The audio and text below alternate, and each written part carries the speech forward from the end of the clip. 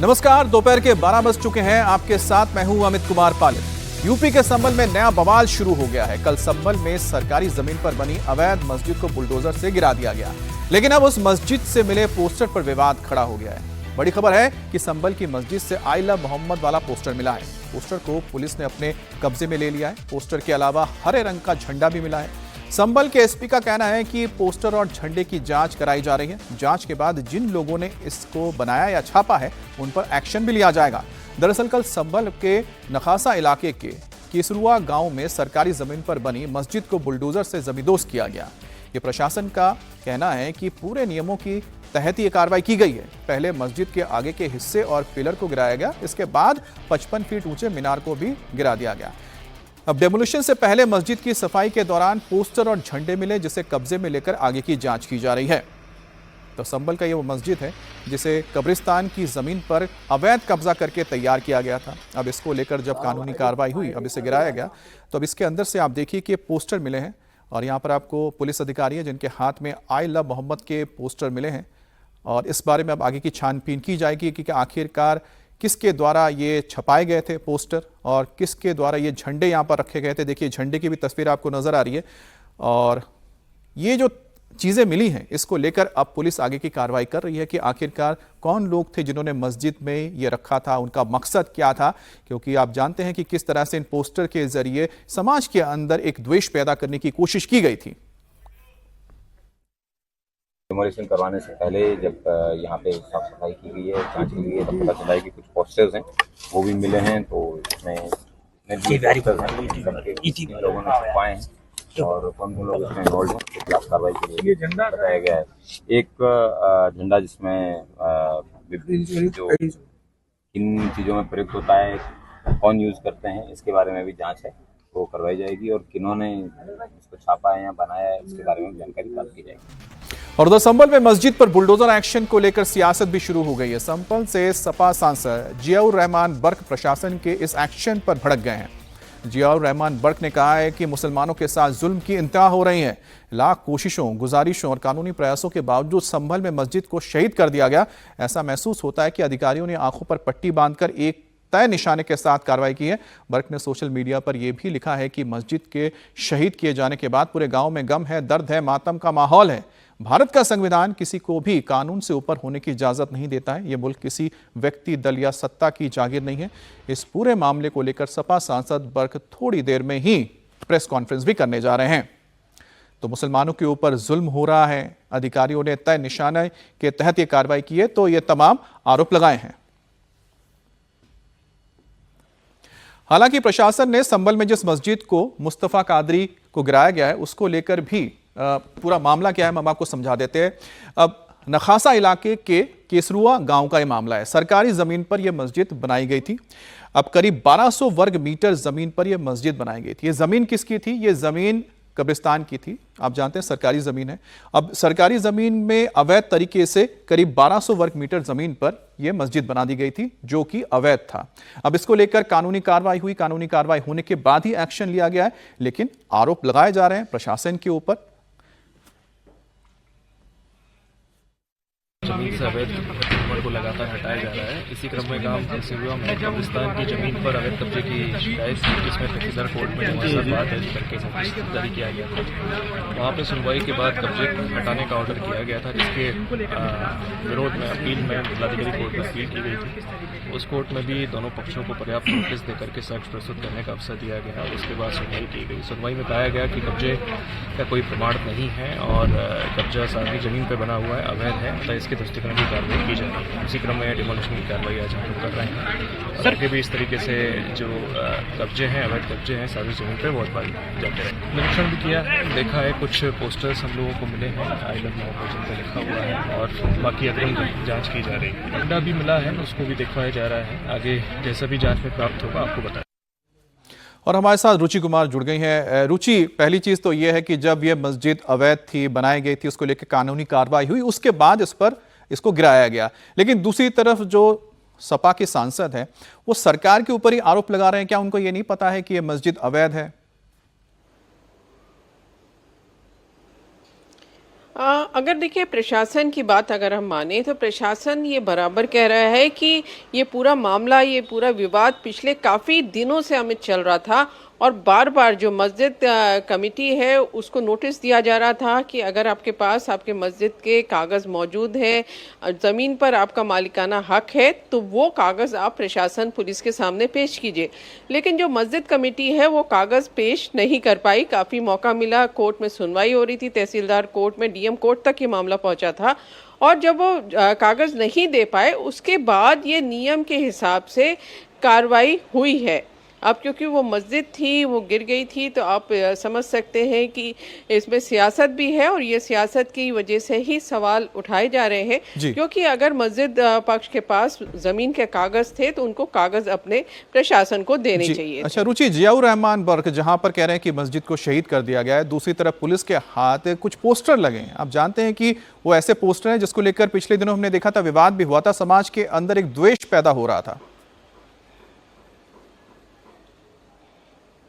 अब पुलिस इसकी जांच कर रही है कि ये जो आई लव मोहम्मद करके कुछ पोस्टर्स और कुछ झंडे वहाँ पर मिले हैं वो वहाँ पर आखिर आए कैसे, वहाँ पे क्या हो रहा था, कौन लोग थे जिन्होंने लाके वहाँ पोस्टर रखा, मस्जिद के कुछ लोग इसमें शामिल थे या बाहर के लोगों ने ये काम किया। इस सब चीज़ों की पड़ताल पुलिस कर रही है। कल तो पुलिस प्रशासन का पूरी ताकत आप कह सकते हैं वो लगी हुई थी क्योंकि वहाँ पर बुलडोज़र एक्शन हो रहा था, मस्जिद गिराई जा रही थी, तो लॉ एंड ऑर्डर ठीक रखना, गाँव में किसी तरह की दिक्कत ना हो, पूरा ध्यान उस पर था। आसपास आज भी फोर्स वहाँ तैनात है कि किसी तरह से कानून व्यवस्था खराब ना हो, लेकिन पुलिस का कहना है कि इसकी जांच साथ साथ की जा रही है कि आखिर ये जो पोस्टर है, ये जो झंडा है, ये मस्जिद के अंदर आया तो आया कैसे और इसका मकसद क्या था, वहाँ पर क्या हो रहा था, ये सब जानने की कोशिश पुलिस अभी कर रही है। लेकिन फिलहाल कोई बड़ी जानकारी पुलिस के हाथ नहीं लगी है। अमित, ठीक है, बहुत बहुत धन्यवाद आपका ये जानकारी देने के लिए। अब आगे बढ़ते हैं, बात करेंगे हम गाजियाबाद की, जहां पर अवैध मदरसों के खिलाफ एक्शन से हड़कंप मच गया है। लोनी से लेकर इंदिरापुरम और मोदीनगर तक प्रशासन जबरदस्त एक्टिव नजर आ रहा है। गाजियाबाद से इस वक्त की बड़ी खबर आई है। गाजियाबाद के लोनी और इंदिरापुरम में अवैध मदरसों को सील किया गया है। इंदिरापुरम की कनावनी कॉलोनी में जामिया खुलफाए राशिदीन मदरसे को सील कर दिया गया है। मानकों में खरा न उतरने और दस्तावेज ना होने की वजह से यह कार्रवाई की गई है। अल्पसंख्यक विभाग के ऑफिसर ने मुनादी करके कार्रवाई की जानकारी दी है। अब पुलिस फोर्स भी मौके पर मौजूद थी ताकि किसी भी तरह की अप्रिय घटना ना हो। उधर लोनी में भी एक मदरसे को सील किया गया। इसका नाम मदरसा काशिफुल उलूम है और ये अशोक विहार इलाके में। प्रशासन का कहना है कि इनके पास कोई फायर सेफ्टी और ना ही बच्चों की सुरक्षा के कोई इंतजाम है, ना ही रजिस्ट्रेशन या कोई दस्तावेज है। लिहाजा एक हफ्ते में मदरसा प्रशासन को हाजिर होकर वैध दस्तावेज पेश करने के लिए कहा गया है, नहीं तो कार्रवाई होगी और बुलडोजर भी चलेगा।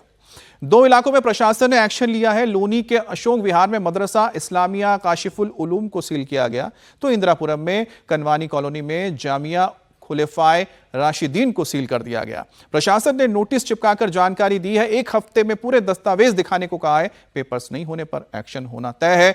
या फायर सेफ्टी का कोई नॉर्म ही नहीं रखा गया था। आप सोचिए कि फायर सेफ्टी को लगातार इतने सवाल उठ रहे हैं, लेकिन ये जो मदरसे हैं छोटे छोटे गलियों में बने हुए हैं, इसके अंदर इतने कमरे बने हुए हैं, लेकिन यहाँ पर फायर सेफ्टी को लेकर कोई इंतजाम नहीं है। जहां पर मासूम बच्चे, छोटे छोटे बच्चे पढ़ने जाते हैं, इसको लेकर भी नोटिस दिया गया है। तो उत्तर प्रदेश में इस वक्त अवैध मदरसों पर एक्शन हो रहा है। पूरे गाजियाबाद से लेकर मोदीनगर तक इस इलाके में, गाजियाबाद की अगर इंदिरापुरम की बात करें, लोनी करें या फिर मोदीनगर की बात करें, इन इलाकों में ये कार्रवाई हुई है। लोनी में एक मदरसा सील किया गया, उसी तरह से इंदिरापुरम में भी एक मदरसा सील किया गया है। अब इन मदरसों के पास रजिस्ट्रेशन नहीं है, ना ही कोई इनके पास डॉक्यूमेंटेशन है कि जिससे वो बता सकें कि भाई हमने इजाज़त लेके ये काम शुरू किया है। दूसरी बड़ी बात है यहाँ पर सेफ्टी यानी सुरक्षा। अब देखिए कि मदरसों में छोटे बच्चे पढ़ने आते हैं, उनके सुरक्षा के मद्देनज़र कोई इंतजाम ही नहीं है, कोई फायर सेफ्टी यहाँ पर इक्विपमेंट्स भी नहीं है और ना ही कोई यहाँ पर नियमों का पालन किया गया है। अवगत कराया गया है कि मदरसा इस्लामिया अरेबिया काशिफुल उलूम अशोक विहार लोनी जनपद गाजियाबाद में गैर मान्यता प्राप्त अवैध रूप से संचालित है। मदरसा अधोहस्ताक्षरी यानी अल्पसंख्यक कल्याण अधिकारी कार्यालय से पंजीकृत नहीं है और ना ही मदरसा संचालित किए जाने की स्वीकृति प्राप्त हुई। मदरसा सोसाइटी का जीवित पंजीकरण प्रमाण पत्र भी उपलब्ध नहीं कराया गया। उक्त के अतिरिक्त मदरसा परिसर में अग्निशमन विभाग की अनापत्ति, विद्युत सुरक्षा विभाग की अनापत्ति भी अप्राप्त है, जिस कारण संबंधित परिसर में किसी दुर्घटना होने से इनकार नहीं किया जा सकता। और गाजियाबाद में मदरसों को सील किए जाने के दौरान भारी पुलिस फोर्स भी लगाई गई। खुद डीसीपी ट्रांस हिंडन मौजूद रहे। अल्पसंख्यक विभाग के अधिकारियों के साथ पुलिस की टीमें मौजूद थी। इन मदरसों के संचालकों को नोटिस के जरिए अल्टीमेटम भी दिया गया। पुलिस ने भी मुकदमा दर्ज करके संचालकों पर कार्रवाई की बात कही है। के कनावनी क्षेत्र में मदरसा जो राशिदीन है, आज उसको अल्पसंख्यक विभाग के द्वारा यहाँ पर सील करने की कार्रवाई की गई है।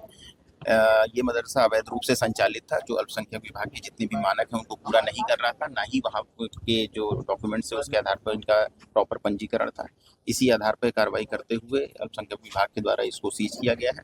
इस रिपोर्ट के आधार पर पुलिस के द्वारा अग्रिम कार्रवाई करते हुए इसमें FIR भी पंजीकृत की जाएगी और सभी पक्षों की जाँच करके अग्रिम विधिक कार्रवाई की जाएगी।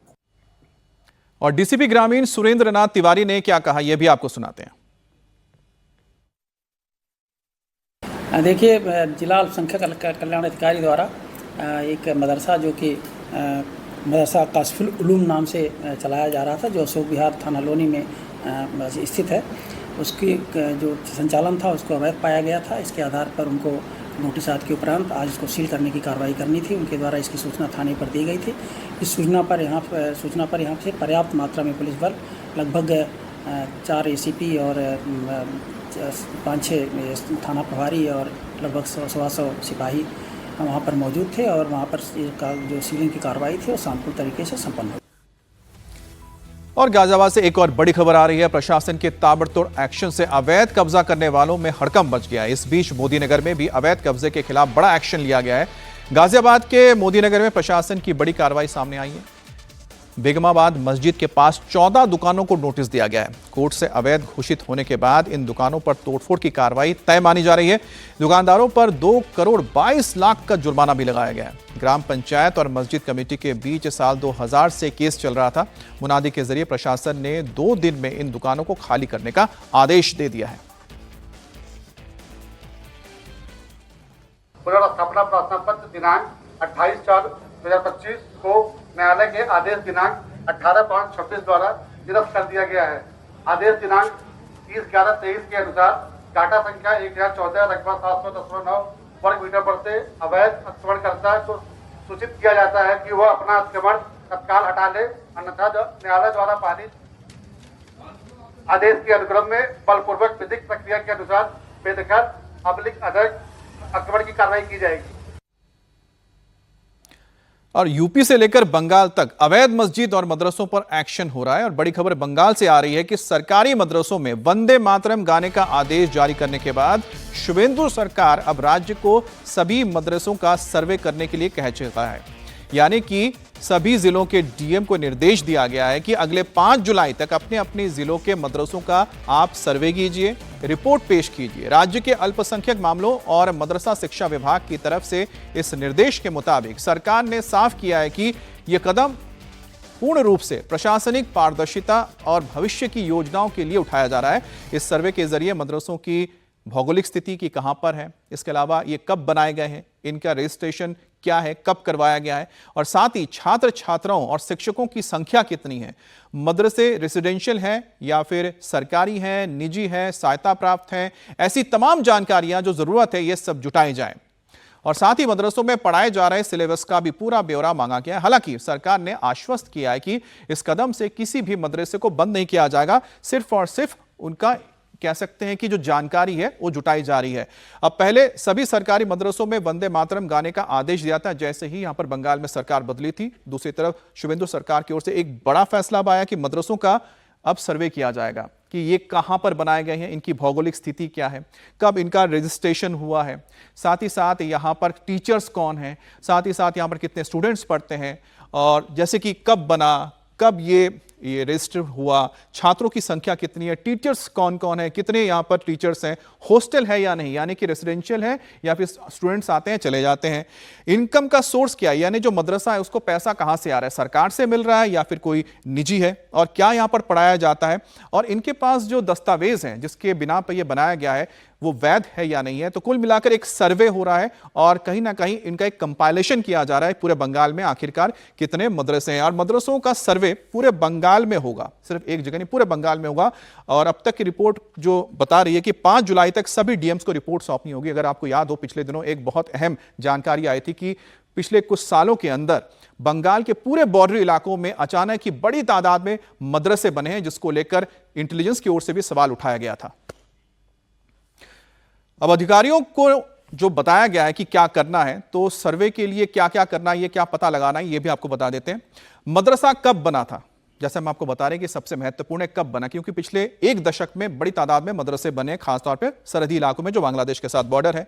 क्या पढ़ाया जाता है, सिलेबस क्या है, क्या सरकार की ओर से जो अप्रूव सिलेबस है वो पढ़ाया जाता है या नहीं जाता, रजिस्ट्रेशन कब करवाया गया था, किसके नाम से करवाया गया था, कौन इसके लिए आप कह सकते हैं कि इनके रहनुमा है या देखरेख करते हैं, कौन कौन से दस्तावेज इनके पास फिलहाल है, या कि जमीन कहां से आई है, उसके बाद साथ ही साथ जो इनके पास पैसा आ रहा है कहां से आ रहा है, कहां से इनकी फंडिंग हो रही है, छात्र और शिक्षकों की संख्या कितनी है, कहां से स्टूडेंट्स आते हैं, यह भी बहुत जरूरी है कि स्टूडेंट्स लोकल हैं या बाहर से यहां पर स्टूडेंट्स आके पढ़ाई कर रहे हैं, गैर शिक्षण कर्मचारी कितने हैं, कितने नॉन टीचिंग स्टाफ रखे गए हैं, उलेमा जो नहीं है, मदरसे में हॉस्टल है या नहीं है, क्योंकि ज्यादातर जो मदरसे बने हुए यहां पर हॉस्टल्स हैं, जहां पर स्टूडेंट्स आके रहते हैं, पढ़ते हैं, वहीं रहते हैं। कहां से फंडिंग आती है, बहुत सारे मदरसे हैं जिनको सरकार की ओर से ग्रांट मिलता है और कुछ हैं जो बाहर की फंडिंग लेते हैं। अब ये फंडिंग कहां से आ रही है, ये भी अपने आप में एक बहुत बड़ा सवाल है, जिसको लेकर सरकार की ओर से ये जानकारियां फिलहाल जुटाई जा रही हैं। अब 6 साल पहले गाजीपुर में एक मशहूर होटल था जिसका नाम गजल होटल हुआ करता था। अब यह होटल मुख्तार अंसारी का बताया जाता था, जिसे 2020 में बुलडोजर एक्शन के बाद जमींदोज कर दिया गया। अब उस होटल की जमीन को लेकर विवाद खड़ा हुआ है, नए नए दावेदार सामने आ रहे हैं। मुख्तार अंसारी और उनके परिवार पर जबरन कब्जा करने का आरोप लगा है। पहले मोती वर्मा ने होटल की जमीन पर अपना दावा ठोका, अब टेढ़ी बाजार के अभिषेक अग्रवाल भी कोर्ट पहुंचे हैं। दोनों ने ही गजल होटल की जमीन पर अपना दावा ठोक दिया है। अभिषेक अग्रवाल का दावा है कि जिस जमीन पर गजल होटल बना है उसका वास्तविक मालिकाना हक उनके परिवार के पास है। उन्होंने आरोप लगाया है कि पूर्व विधायक मुख्तार अंसारी ने जमीन पर जबरन कब्जा करके होटल बनवाया था। कुछ ऐसा ही आरोप पहले मोती वर्मा ने भी लगाया था। अब ऐसे में सवाल उठता है कि आखिरकार होटल का असली या इस जमीन का असली मालिक कौन है। मोती वर्मा की ओर से जो बात कहा गया है या फिर अभिषेक अग्रवाल की ओर से जो बताया गया है, अब ये तो कोर्ट तय करेगा। इस पर अगली सुनवाई 27 जून को होगी, जिसमें पूर्व के तारीखों में एक मोती सेठ जिनके द्वारा दरखास्त आ गया कि जमीन मेरी है और बिल्डिंग मेरी है, इसकी गलत तरीके से मुख्तार अंसारी को मानकर सीज की कार्रवाई की गई है। तो जिसके आधार पर चूंकि मुख्तार अंसारी की मृत्यु हो गई है, उनके लड़के अब्बास अंसारी विधायक मऊ सदर के जो विधायक हैं उनको नोटिस किया गया था। नोटिस में उनके अधिवक्ता द्वारा हाजिर होकर वकालतनामा अब्बास अंसारी विधायक का लगाकर हाजिर हुए और हाजिर होने के बाद उन्होंने आपत्ति का समय लिया था। अभिषेक अग्रवाल टेढ़ी बाजार के रहने वाले हैं। उन्होंने दावा किया कि ये जो जमीन है, ये जमीन मेरी है, इसको अनलीगल रूप से मुख्तार अंसारी ने बनवाया था जबरदस्ती, लेकिन जिसके खिलाफ मैंने मुकदमा लड़ता रहा। 2025 में मुकदमा आदेश मेरे पक्ष में पारित हुआ है। बुजुर्गों के काल से ही मोहाबाग नानजेडे इलाके के 100 नंबर गाटा ये हमारे नाम मालिकान चला रहा है। वो मोती वर्मा कोई व्यक्ति हैं जो पहुंचे हैं वहाँ पे। आज उन्होंने प्रथम बार जो है कोर्ट में देखा भी, और अपनी वो किसी भी प्रकार से जो है वो अपनी खतौनी में नाम दर्ज करा लिए फर्जी तरीके से, चाहे जिस भी तरीके से कहा जा सकता है, कूट रचित तरीके से। और जिसको कि मैंने 2020 में जो है उसके इन तमाम फ्रॉड के उसमें जो है एक अपर एसडीएम साहब के यहाँ वाद प्रस्तुत हुआ, जिसके उपलक्ष्य में 2025 में दिसंबर 2025 में एक आदेश आया इन लोगों सभी लोगों का नाम खारिज करते हुए। उसके खारिज होने के पश्चात उसको मैंने जो है परवाना जारी कराते हुए तहसील में अपना नाम जो है खतौनी में दर्ज कर लिया। महाराज योगी आदित्यनाथ जी की सरकार आने के पश्चात हम उस पर जो है मान लीजिए एक्टिव हुए और शासन द्वारा जो है हमें सहयोग प्राप्त हुआ, जिसके माध्यम से जो है आज जो है उसको जो है हम कुछ कदम जो बढ़ने के आगे हुए। और मालवीय नगर में भीषण आग के बाद दिल्ली में अवैध निर्माण के खिलाफ बुलडोजर एक्शन जारी है। सीएम रेखा गुप्ता के निर्देश पर सरकारी एजेंसियां जीरो टॉलरेंस पॉलिसी के तहत काम कर रही हैं। अतिक्रमण के खिलाफ अभियान चलाया जा रहा है। 6 दिन में एमसीडी ने 94 अवैध संपत्तियों को ध्वस्त किया है, जबकि 114 संपत्तियों को सील किया गया है। दिल्ली पुलिस, सभी नगर निगम के टीम, डीडीए, बिजली विभाग, राजस्व विभाग, फायर और जल बोर्ड के सीनियर अधिकारी इस वक्त ग्राउंड पर काम कर रहे हैं। एक एक इमारत की जांच की जा रही है। जहां भी नियमों की अनदेखी पाई जा रही है, या तो उसे बुलडोजर के जरिए ध्वस्त किया जा रहा है या तो फिर उसे सील किया जा रहा है। एक दिन में 79 संपत्ति सील की गई, 12 अवैध निर्माण गिरा दिए गए।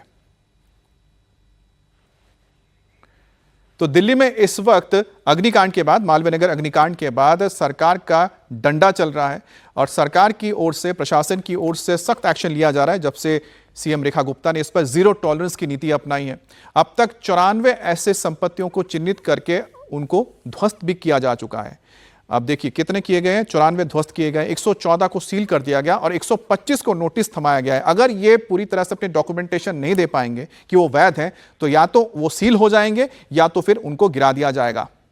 अब राजस्व विभाग की ओर से दिल्ली के अलग अलग इलाकों में सर्वे भी किया जा रहा है। राजस्व विभाग ने अब तक 125 प्रॉपर्टी को नोटिस भेजा है। महरौली में फायर सेफ्टी की अनदेखी की वजह से 10 बिल्डिंग्स को सील भी कर दिया गया। घेटोंडी में नियमों के खिलाफ बनाए गए आउटलेट को गिरा दिया गया है। हौजरानी, खानपुर समेत कई इलाकों में अवैध निर्माण की पहचान करके नोटिस जारी किया गया है।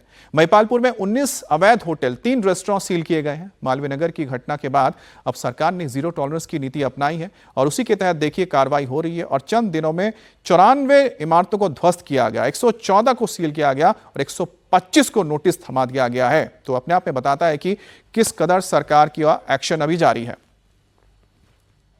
और दिल्ली के मालवीय नगर में अग्निकांड के बाद होटल्स और रेस्टोरेंट्स की सुरक्षा पर सवाल उठने लगे हैं, जिसके बाद कई जिलों में पुलिस और फायर डिपार्टमेंट हरकत में आया है। बड़ी खबर बुलंदशहर से भी है। दिल्ली अग्निकांड के बाद होटल की चेकिंग तेज कर दी गई है। बुलंदशहर के होटल्स में कई तरह की खामियां पाई गई हैं। नियमों की अनदेखी करने वाले होटल्स और रेस्टोरेंट्स का बिजली पानी काटने की तैयारी हो रही है। प्रशासन ने जिले के सभी होटल्स और रेस्टोरेंट्स की जांच शुरू की है। तो प्रशासन की ओर से बताया भी जा रहा है कि जिले में 247 होटल और रेस्टोरेंट में से सिर्फ 70 के पास फायर सेफ्टी एनओसी है और कई होटल्स में इमरजेंसी एग्जिट गेट तक नहीं था। जिला प्रशासन ने कई होटल्स को नोटिस देकर खामियां दूर करने का आदेश दिया। बुलंदशहर में होटल्स और रेस्टोरेंट की जांच में यह बड़ा खुलासा हुआ है। इस बीच जिले में कुल 247 होटल और रेस्टोरेंट मिले हैं, जिनमें से जांच के दौरान सिर्फ 70 में ही होटल्स में वैध सेफ्टी पाया गया, यानी कि no objection certificate fire department से लिया गया, बाकी में तो है ही नहीं। अब चेकिंग के दौरान पुलिस के आला अधिकारी मौजूद रहे। इस दौरान कई तरह की खामियां उनको मिली है। नोटिस देकर सभी से जल्द अपनी व्यवस्था को दुरुस्त करने के लिए कहा गया है। मोदी सरकार के 12 साल पूरे हो गए हैं और इसको लेकर देश भर में बीजेपी अभियान चला रही है। वहीं नरेंद्र मोदी कहते हैं कि देश बीजेपी पर भरोसा करता है। यह भरोसा कैसे आता है? मोदी पर देश का ट्रस्ट कैसे बढ़ जाता है? मोदी और मोदी की पार्टी जब भी चुनाव जीतती है तो उसका असर कैसे होता है, यह समझने के लिए आपको आज का बंगाल देखना होगा। बंगाल के लिए मोदी ने परिवर्तन दरकार है का जो नारा दिया था, वो परिवर्तन जमीन पर कैसे हो रहा है, इस रिपोर्ट को देखकर आप सब समझ जाएंगे। बंगाल के चुनाव, बंगाल चल रहा, हर कोई बंगाल की चर्चा करता, 22 तरफ पूरा बंगाल है। नरेंद्र मोदी जून में भी बंगाल का जिक्र कर रहे हैं। विरोधी इकोसिस्टम को क्या डायरेक्ट मैसेज दे रहे हैं? मोदी का मैसेज लाउड एंड क्लियर है, माफियाओं का द एंड नियर है। मोदी ने तय कर लिया है, बंगाल से शुरुआती रुझान आने लगे हैं। भ्रष्टाचारी कहीं भी छिपाओ, अब बचेगा नहीं। मोदी ने ठान लिया है, वसूलीबाजों को छोड़ा नहीं जाएगा। मोदी ने फैसला कर लिया है, संपत्ति पर कब्जा करने वालों को चुन चुन कर जेल की सलाखों के पीछे डाला जाएगा। जिसने भी करप्शन किया है उसकी जगह जेल में होगी। जिन्होंने बंगाल को लूटा है, जिन्होंने बंगाल को बर्बाद किया है, उनके लिए मेरा मंत्र है सबका हिसाब, और बंगाल में लूटेरों का होगा हिसाब। मोदी के जीतने का मतलब क्या होता है, ये आपको उदाहरण के साथ कुछ तस्वीरों की मदद से दिखाते हैं। मोदी जब कहते हैं कि जनता का भरोसा बीजेपी पर है, तो उसकी वजह ये तस्वीर ही है। बंगाल में एक्शन शुरू हो चुका है। क्रिमिनल से लेकर गैंगस्टर्स तक, कट मनी किंग से लेकर तोलाबाज तक, टीएमसी के गुंडों से लेकर आम लोगों पर रौब जमाने वाले नेताओं तक सबकी धरपकड़ शुरू हो चुकी है। बंगाल में नरेंद्र मोदी के ऑपरेशन क्लीन से टीएमसी के खेमे में सनसनी मच गई है। मोदी ने 4 मई को बंगाल जीता। 9 मई को बंगाल में शुवेंदु अधिकारी ने सीएम पद की शपथ ली। 4 मई के बाद सिर्फ 33 दिन के अंदर बंगाल में ऑपरेशन ऑल आउट शुरू हो गया। कहीं टीएमसी से जुड़े गुंडों को दौड़ा दौड़ा कर धर दबोचा गया, तो कहीं टीएमसी से जुड़े बाहुबलियों ने, क्रिमिनल्स ने, भ्रष्टाचारियों ने खुद ब खुद ही पुलिस के सामने सरेंडर कर दिया। बंगाल में नई सरकार आने के बाद से लेकर अब तक भ्रष्टाचार, वसूली, राहत सामग्री का बंद, पोस्ट पोल हिंसा जैसे मामलों में 70 से ज्यादा टीएमसी नेता, काउंसलर्स और लोकल लीडर्स पुलिस की गिरफ्त में आ चुके हैं। इनमें पूर्व एमएलए से लेकर मिनिस्टर्स और पंचायत लीडर्स तक शामिल हैं। माफियाओं में मोदी की वार्निंग और ताबड़तोड़ एक्शन से खौफ का आलम कैसा है, इसे एक एक करके तस्वीरों की मदद से आपको दिखाते हैं। बंगाल के साउथ 24 परगना से जो सबसे बड़ी गिरफ्तारी हुई है, वो है टीएमसी के पूर्व विधायक शौकत मोल्ला की। टीएमसी की टॉप लीडरशिप के खासम खास शौकत मोल्ला भांगड़ ब्लास्ट का मुख्य आरोपी है। जनाब बांग्लादेश भागने की फिराक में थे, लेकिन बांग्लादेश भागने से पहले एनआईए की टीम ने शौकत मोल्ला को धर दबोचा। टीएमसी के राज में बंगाल के लोग शौकत मोल्ला से कितने त्रस्त हो चुके थे, इसका अंदाजा आप इन तस्वीरों को देखकर लगा सकते हैं। जब एनआईए की टीम इसे एनआईए के स्पेशल कोर्ट में लेकर पहुंची, तो चोर चोर के नारों से, मुर्दाबाद के स्लोगन से इसका वेलकम हुआ।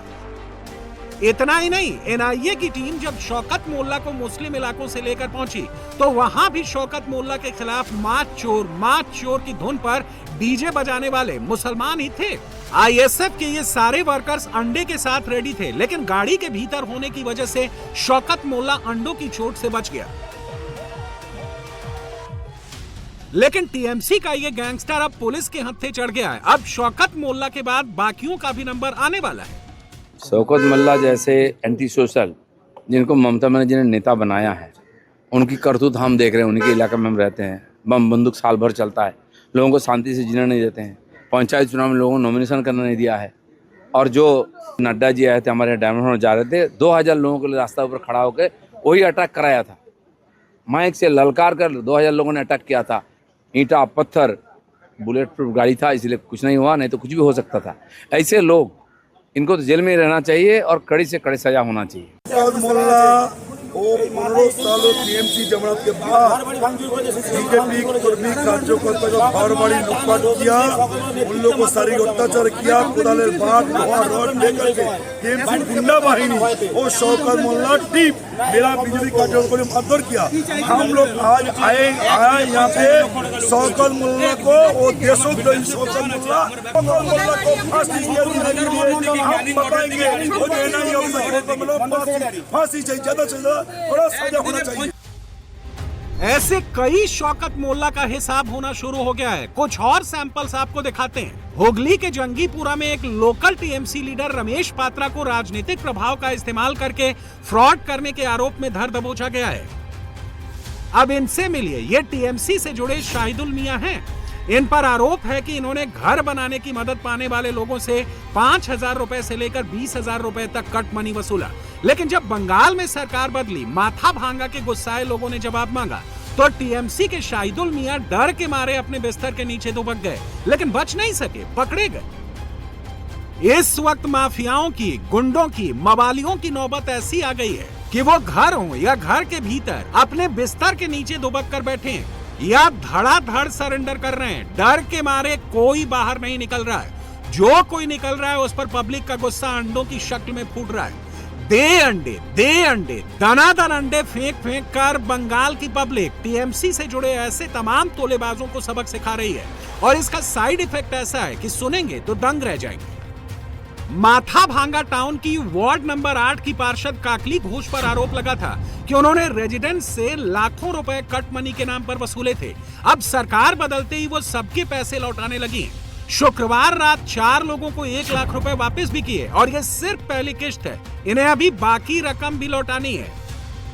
जल्दी लोगों के पैसे रिटर्न करो वाला ये सीन बंगाल के कोने कोने में दिख रहा है। कूच बिहार में 80 से 85 लाख रुपए 5 साल में वसूले गए थे, अब वो भी लौटाए जा रहे हैं। आवास योजना, राहत फंड, पंचायत काम के नाम पर 5,000 से 25,000 रुपए तक प्रति व्यक्ति जो कट मनी ली गई थी, वो भी अब रिफंड किया जा रहा है। एक्शन का दायरा सिर्फ तोलाबाजों तक सीमित नहीं है, अपराधियों के खिलाफ भी फटाफट एक्शन शुरू हो चुका है। कुमार खाली, बसंती और संदेश खाली जैसे इलाकों में कई जगहों पर बड़े पैमाने पर छापेमारी के बाद पुलिस ने भारी मात्रा में अवैध हथियार और गोला बारूद जब्त किए हैं, जिन्हें शांति भंग करने के लिए छिपा कर रखा गया था, वो भी एक तालाब के अंदर। मोदी के खिलाफ साजिश रचने वाले एक माफिया की दुकान बंद होने लगी है। जितने भी पार्टी के लोग हैं, मैक्सिमम लोग देखिए कि अंडा ये वो, कभी ये अरेस्ट वो अरेस्ट, ये गंदगी अब उभर के सामने आ रहा है और भी आएगा। तो इसीलिए ये पार्टी में रहना हम लोग को बहुत पेशी में लग रहा था। ये पार्टी सिर्फ नाम का माइनॉरिटी, काम कुछ भी आप नहीं कर सकते हैं। इसमें सिर्फ वो आदमी कर सकता है जो कट मनी ले और ऊपर पहुंचाए। तो मैं आने के बाद ये सिद्धांत लिया हूँ कि मैं पार्टी से रिजाइन देना मुनासिब समझता हूँ। कट मनी यहाँ पर आप नीचे से लेके ऊपर तक कट मनी, नीचे वाला को बोलो तो अपने ऊपर में हमको देना पड़ेगा। अभिषेक बनर्जी पूरा उनका टीम, आईपैक सब अभिषेक बनर्जी, जितना भी नीचे में कैडर है सब अभिषेक बनर्जी का। वो पूरा पैसा रुपया कट मनी वहाँ पहुँच रहा था और ये इसी वजह से लोग अंदर से बहुत ज़्यादा, आज ये जो भी पार्टी खत्म हो रहा है सिर्फ एक ही आदमी की वजह से, अभिषेक बनर्जी की वजह से। उसका डिक्टेटरशिप, उसका इतना ज़्यादा जुल्म हम लोगों ऊपर भी आज 12 साल 13 साल पहले फॉल केस दिया गया, पूरा खत्म कर दिया बंगाल को, पूरा टीएमसी को आईपैक और अभिषेक मिल के खत्म किया। रही बात मोदी के सियासी दुश्मनों की, तो देख लीजिए ये वही ममता बनर्जी हैं जो सीएम रहते हुए जब काली घाट मंदिर जाया करती थी तो पूरे मंदिर को किले में तब्दील कर दिया जाता था। आज उन्हीं ममता बनर्जी को मंदिर की सीढ़ियों पर चढ़ने के लिए भी इंतजार करना पड़ रहा है, दर्शन के लिए भी आम लोगों की तरह इंतजार करना पड़ रहा है। और इन सबके बीच दीदी और भाईपो दोनों पूरी तरह से अलग थलग पड़ चुके हैं। दीदी ने कुछ घंटों पहले मीटिंग बुलाई तो सिर्फ 8 विधायक और 6 सांसद मीटिंग में पहुंचे। बगावत ऐसी कि खुद टीएमसी के दूसरे गुट से जुड़े नेता कहने लगे हैं कि जिस रफ्तार से दीदी का कुनबा खट रहा है, कहीं वो देश की सियासत से गायब ही ना हो जाए। देखिए 60 से ज्यादा विधायक हम लोग के पास है। 31 तारीख को जब मीटिंग बुलाए थे तब सिर्फ 20 एमएलए गए थे, अब सिर्फ 8 एमएलए गए हैं। 31 और 5, एक हफ्ता भी नहीं, उसी में 20 से घट के 8 हो गया। तो आप खुद ही समझ पा रहे हैं कि कौन से तरफ आने वाला समय जा रहा है और आने वाले समय में क्या होने वाला है और क्या परिस्थिति खड़ा होगा, ये तो साफ जाहिर है।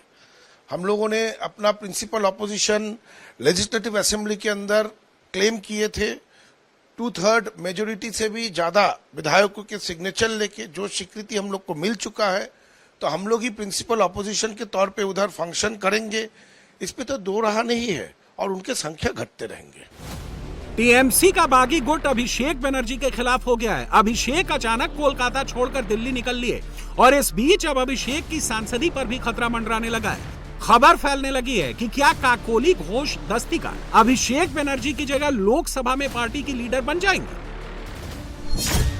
ऋतव्रत बनर्जी गुट टीएमसी के नंबर 2 यानी अभिषेक बनर्जी को लोकसभा में पार्टी के लीडर पद से हटाने की कोशिश कर रहा है। रिपोर्ट्स के मुताबिक ऋतव्रत गुट काकोली घोष दस्तिकार को अभिषेक बनर्जी की जगह लोकसभा लीडर बनाने का फैसला कर चुका है।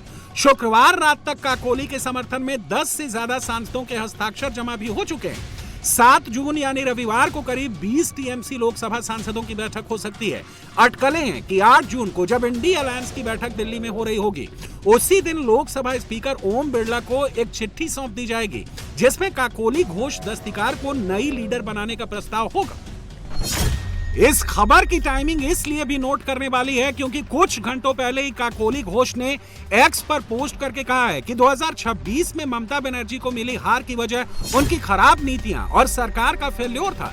यानी बंगाल की पिक्चर अभी बाकी है, दीदी को एक और झटका लगना बाकी है। टीएमसी पार्टी खत्म हो रही है, खत्म हो गई है। टीएमसी तो खत्म हो गई, मैं तो पहले ही बोला था ये सरकारी पार्टी है। सरकारी पार्टी जिस दिन बेनिफिशियरी खत्म हो जाएगा, खत्म हो जाएगी पार्टी। तृणमूल कांग्रेस के मूल में कुछ बचा नहीं है। कांग्रेस आई को छोड़कर जिस इंदिरा गांधी ने, राजीव गांधी ने, सोनिया गांधी ने ममता जी को इतना महत्व दिया था, इतना प्यार दिया था, उसको दगा देके, धोखा देके इन्होंने कांग्रेस तोड़ी थी और कांग्रेस को तोड़कर अपनी कांग्रेस बनाई थी जिसका नाम था तृणमूल कांग्रेस, यानी असली कांग्रेस। और कांग्रेस आई को वो नकली कांग्रेस कहती थी। आज वही हिस्ट्री दोहरा रही है। राहुल गांधी कांग्रेस के नेता हैं, उनकी पार्टी अब मुस्लिम लीग बन चुकी है, अलग बात है, लेकिन दोनों में होड़ था कि मुस्लिम लीग के रास्ते पे कौन चलता है। तो तुष्टीकरण करती रही 15 साल और कुछ किया नहीं। आज तृणमूल कांग्रेस के साथ वहां की जनता नाराज है, वोटर नाराज है, सांसद नाराज है, विधायक नाराज है, कॉरपोरेटर नाराज है, तृणमूल के नेता नाराज हैं। सिर्फ अभिषेक बनर्जी को नेता स्थापित करने के लिए ममता बनर्जी काम कर रही हैं। इनकी पार्टी की हालत वही होगी जो कांग्रेस की हालत हुई है, यानी 2 एमएलए कांग्रेस के हैं, वो भी 2 मुस्लिम हैं। अब इनके साथ भी 1-2 लोग रह जाएंगे और बुआ भतीजे की पार्टी कहलाएगी। टीएम जो तृणमूल की जगह कांग्रेस अभिषेक बन जाएगी। बस मैं एक ही बात बताना चाहता हूं, एक पार्टी आदर्श नीति का ऊपर खड़ा होके आगे बढ़ेगा तो इतना जल्दी ऐसा नहीं हो सकता है। ये जो चीज हो रहा है ये सबको पता है। जो कांग्रेस का एक नकली कांग्रेस बनाने का जो प्रयास था, इसलिए छात्र परिषद, तृणमूल छात्र परिषद, तृणमूल युवा कांग्रेस, ये जो तरीका था ये तरीका गलत था। अभी ये आज प्रूव हो गया जे ये गलत तरीका का ऊपर ये ऑर्गेनाइजेशन आगे बढ़ा था, इसलिए ऑर्गेनाइजेशन का इतना जल्दी आज ऐसा स्थिति में आज खड़ा हो गया। देखिए, जिसका काम ही है तोड़ना, उसको किसी न किसी दिन टूटना ही है। आने वाला कल में ये इस्लामिक हिस्ट्री में तृणमूल कांग्रेस का नाम लिखा रहेगा। तृणमूल कांग्रेस को एक पॉलिटिकल पार्टी कहना सही है या नहीं, ये लेकर चर्चा होने वाला है।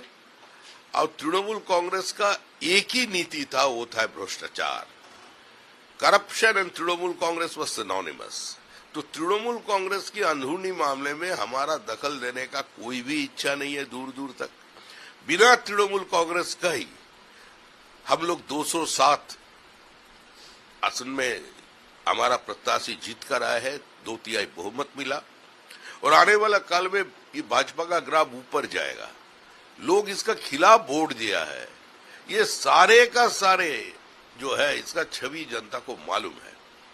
तो इसलिए तृणमूल का रसोई में क्या पक रहा है, उसमें तीखा है या नमकीन है, ये हम लोगों का क्या लेना देना है। हाँ, हम लोग तो देख रहे हैं, एक साइलेंट स्पेक्टेटर का माफी।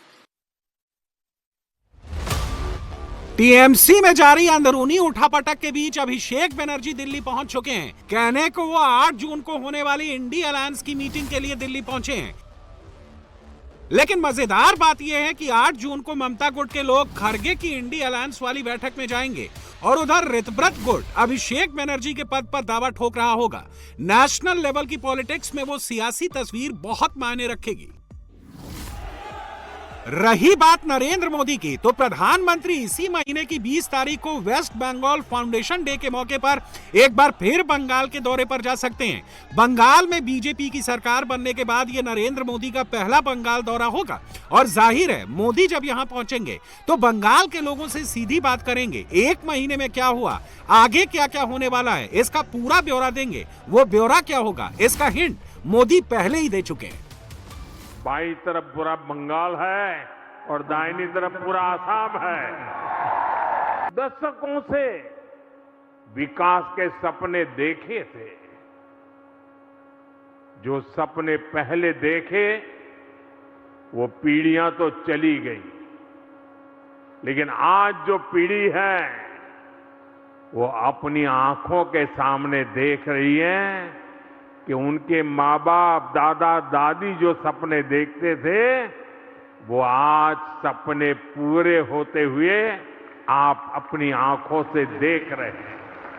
साथियों, जब विकास के विजन के साथ संवेदनशील गवर्नेंस जुड़ता है तो परिवर्तन तेज गति से जमीन पर उतरता है। 20 जून को मोदी के बंगाल पहुंचने से पहले ही मोदी के मंत्री बंगाल पहुंच चुके हैं। रेल मंत्री ने ऐलान कर दिया है कि कोलकाता मेट्रो को 60 नए अत्याधुनिक ट्रेनें मिलेंगी। साथ ही साथ दिल्ली से सिलीगुड़ी तक हाई स्पीड रेल कॉरिडोर बनेगा। बंगाल में बुलेट ट्रेन दौड़ेगी। दिल्ली से सिलीगुड़ी की यात्रा महज 6 घंटे में पूरी की जा सकेगी। मोदी ऐसे काम करते हैं, बुलेट की स्पीड में प्रोजेक्ट्स पूरा करते हैं, तभी तो हर चुनाव जीतते हैं। मोदी की गारंटी पर देश को इतना भरोसा क्यों और कैसे, आज ये भी समझ लीजिए। जिस वक्त प्रधानमंत्री के दुश्मन मोदी की कुर्सी छीनने के लिए तरह तरह के हथकंडे आजमा रहे थे, कॉकरोच कॉकरोच चिल्ला रहे थे, उस वक्त मोदी देश भी संभाल रहे हैं और आगे का भी प्लान बना रहे हैं। वेस्ट एशिया क्राइसिस के बीच, ईरान अमेरिका युद्ध से पैदा हुए उथल पुथल के बीच मोदी ने आज एक अहम बैठक की है। प्रधानमंत्री की आर्थिक सलाहकार परिषद यानी PMEAC की इस मीटिंग में दिग्गज अर्थशास्त्री और पॉलिसी एक्सपर्ट की मौजूदगी में मोदी ने वैश्विक आर्थिक स्थिति की समीक्षा की।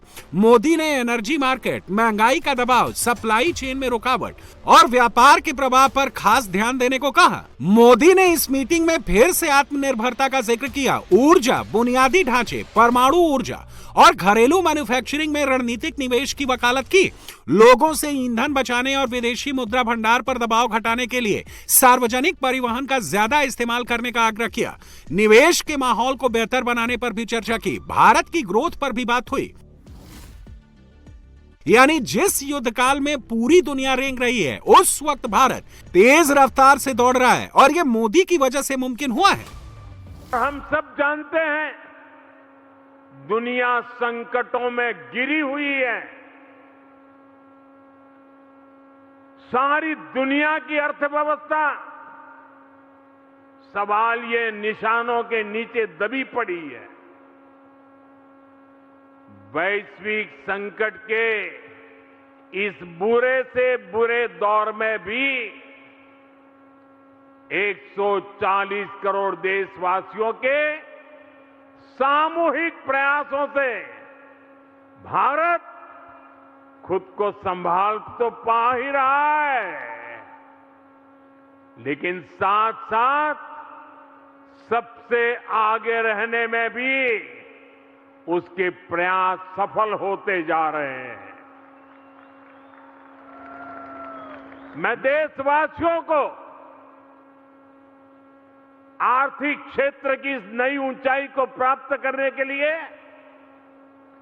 बहुत बहुत बधाई देता हूं और मैं देश को फिर आश्वस्त करता हूं कि देश दुनिया भर में चल रहे इन संकटों का सामना करते हुए रिफॉर्म, परफॉर्म और ट्रांसफॉर्म के रास्ते पर ऐसे ही दृढ़ संकल्प के साथ तेज गति से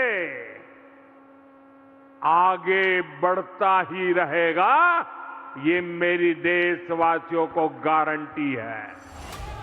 नरेंद्र मोदी जो गारंटी दे रहे हैं उसमें से एक गारंटी बस कुछ ही घंटों पहले पूरी हुई है। युद्ध काल में भी भारत की अर्थव्यवस्था ने एक बार फिर से रफ्तार दिखाई है। फाइनेंशियल ईयर 2025-26 में देश की रियल जीडीपी ग्रोथ रेट 7.7% रही है, जो दुनिया के किसी भी देश के मुकाबले सबसे ज्यादा है। आज आपके बीच आया हूं तो एक सुखद खबर आई है। मैं तो आज सुबह दिल्ली से निकल चुका था, लेकिन अभी जो आंकड़े सामने आए हैं, जो खबर आई है, वो सचमुच में प्रसन्नता करने वाली है और मैं भी चाहता हूं ये खुशी आपके साथ भी बांटूं। आज जो आंकड़े आए हैं उन आंकड़ों से साफ है कि भारत की अर्थव्यवस्था की नींव कितनी मजबूत है। वर्ष 2025-26 में यानी जो फाइनेंशियल ईयर पिछला पूरा हुआ, वर्ष 2025-26 में भारत ने 7.7% की ग्रोथ रेट हासिल की है। 7.7 और पिछला क्वार्टर जो 31 मार्च को खत्म हुआ उसमें भी भारत की ग्रोथ 7.8% रही है। 7.8 और ये दुनिया में तेज गति से आगे बढ़ने वाली बड़ी इकोनॉमी है। हर भारतीय को गर्व हो, ये है उसकी गति। यानी नरेंद्र मोदी के जो सियासी दुश्मन भारत की अर्थव्यवस्था को डेड इकोनॉमी बता रहे थे, जो राहुल गांधी, जो इंडिया अलायंस के दूसरे नेता देश में आर्थिक तूफान आने वाला है कि मनोहर कहानियां सुना रहे थे, आज उनकी जुबान पर ताला लग गया है। मोदी के नेतृत्व में हिंदुस्तान ने पूरी दुनिया में अपने नाम का डंका बजा दिया है। मोदी का सुशासन एक बार फिर से रंग लाया है।